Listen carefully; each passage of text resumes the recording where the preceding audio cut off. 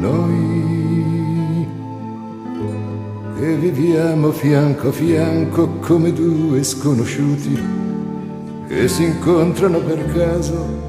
e ci siamo abituati col sorriso degli idioti alla vita senza amore.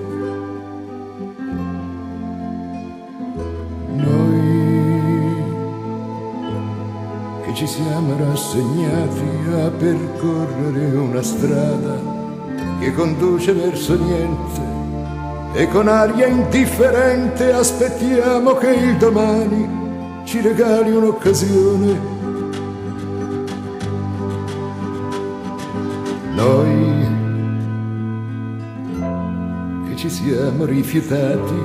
di rivivere la vita, noi per paura della gente, noi per tenere alto l'onore non abbiamo mai pensato di riandare a quel che è stato.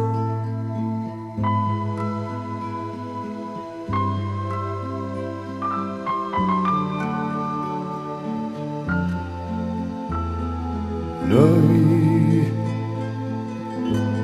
non abbiamo più 20 anni e la vita è tanto breve. Noi dovremmo ricordare che un giorno siamo stati anche noi innamorati e che forse superando la routine di tutti i giorni, la stanchezza del ritorno, la tua attesa senza gesto, lo sbadiglio del mattino, gli occhi pesti della sera, il mio ufficio, la carriera, le piastrelle con la cera, la presenza di tua madre, la partita con gli amici,